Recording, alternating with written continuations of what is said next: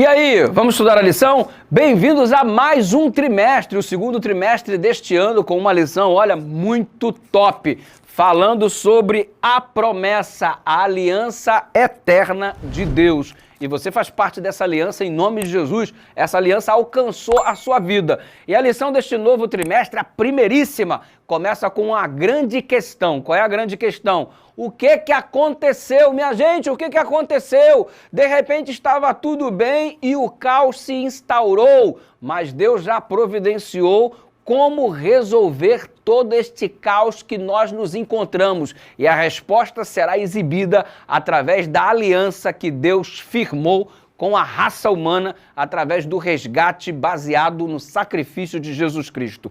Mas vamos saber o que a gente perdeu? Primeiro cenário a ser contemplado é o Jardim do Éden, cuja história você já conhece, mas é claro que precisamos resgatá-la a todo instante para descobrir ou reassegurar as nossas origens, porque se eu sei de onde vim, sei quem eu sou e sei para onde vou. E assim marcha aquele que está firmado na palavra do Senhor. Então vamos em frente. Você percebe um cenário de felicidade, Deus está muito contente com o que Ele cria. Tudo que Ele cria, Ele fala que é bom. Bom, tudo bom. E quando Ele cria o ser humano, o que Ele diz? Muito bom. Você é muito bom para Deus. Ei, o mar é bom, os animais bons. Ei, a natureza, tudo é bom, mas você, para Deus, é muito bom. Porque você é a única coisa nesta raça humana, neste planeta, que foi criado à imagem e semelhança de Deus. Então, de tudo que foi criado, nós somos os únicos resultantes desta criação que somos caracterizados como imagem e semelhança de Deus. Ou seja, nós fomos criados de um modo singular, a imagem de Deus, homem a imagem de Deus, mulher a imagem de Deus. Aliás, a fusão do homem com a mulher nessa instituição chamada casamento é a perfeita imagem de Deus. Características de Deus mais predominantes no homem, características de Deus mais predominantes na mulher. Quando os dois se casam, tornando-se os dois uma só carne, então aqui tem uma fusão perfeita da representação da imagem de Deus. Que coisa linda de se perceber. E Deus foi o único aspecto da criação que, ao desenvolver, Deus pôs as próprias mãos, foi para criar exatamente o ser humano. Então, lindão, põe uma coisa na sua cabeça. Você não é o resultado do acaso, não é. Você não é um acidente, não é. Você foi criado de modo planejado e, diga-se de passagem, com muito amor. Você é filho. Isso é o maior status que pode ter um ser humano na presença do Eterno. Somos filhos de Deus e glória a Deus por este privilégio. Ore comigo. Se você está agradecido por este privilégio, ore comigo. Pai querido, muito obrigado porque somos criados de um modo assombrosamente maravilhoso, como diz o salmista. Obrigado porque somos tua imagem e semelhança.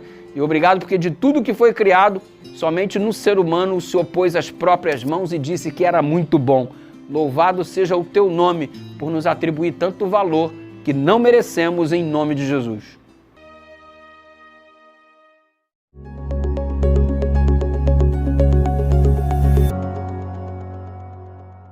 E aí, vamos estudar a lição? O foco hoje está em Gênesis capítulo 1, no verso 27, quando declara que fomos criados à imagem e semelhança do Eterno. A princípio, somos tentados a acreditar que criados à imagem e semelhança é tudo voltado para um aspecto físico, mas é muito mais abrangente do que isto. Não somos simplesmente fisicamente parecidos com Deus, não é tão simplório assim, mesmo porque João, no capítulo 4, no verso 24, diz que Deus é espírito e nós somos carne e osso.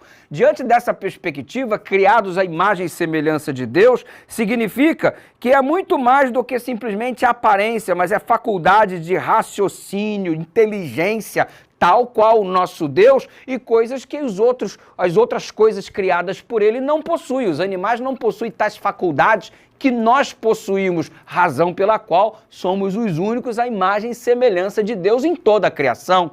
E sabe, diante do relato da criação existente no Gênesis, nós fomos criados de um modo singular. Somos o único ser criado que Deus pôs as suas mãos no ato da criação. Diante de tudo isso, somos os únicos que fomos constituídos líderes, porque nos foi dada a responsabilidade de coordenar todo o planeta, toda a obra que Deus como Criador fizera. A responsabilidade foi outorgada sobre nós. Mas esta criação se perdeu e me vem à tona até mesmo aquela parábola da dracma perdida. Você se recorda como quando a moeda foi perdida dentro de casa e a mulher desesperada, tratava-se de uma moeda, mas ela foi à procura dessa moeda. A moeda estava perdida, a moeda estava suja, a moeda estava certamente um pouco deteriorada por conta de onde ela se encontrava. Provavelmente ela deve ter sido pisada pelas pessoas, mas a moeda,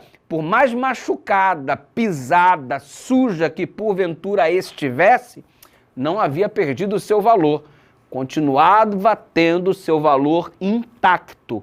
E sabe, toda moeda vinha cunhada o rosto daquele seu proprietário, ou seja, a moeda tem uma identidade, a gente sabe quem é que é o originador daquela moeda. O ser humano, tal qual uma moeda, se perdeu, estamos meio confusos, perdidos na nossa própria, em meio às nossas próprias escolhas. E diante de tudo isso, eu quero te dizer o seguinte: por mais perdido que porventura nos encontremos, número 1, não perdemos o nosso valor diante do Criador, continuamos tendo valor especial aos olhos dele, e ele veio resgatar a moeda por intermédio de Jesus Cristo, ele veio nos resgatar porque não perdemos o valor aos olhos de Deus, muito pelo contrário, somos tão valiosos que isso custou a vida do próprio Jesus Cristo em seu sacrifício na cruz do Calvário. Então, deixa Deus alcançar você, você tem valor para Ele e você nunca deve se esquecer disso, em nome de Jesus Cristo. A criação foi perdida, mas também é fato de que a criação em Cristo foi resgatada. Eu e você somos resgatados em Jesus e nunca perdemos o nosso valor aos olhos de Deus. Ore comigo. Obrigado, Deus, porque temos um valor inestimável diante de Ti, porque somos amados pelo Senhor, em nome de Jesus.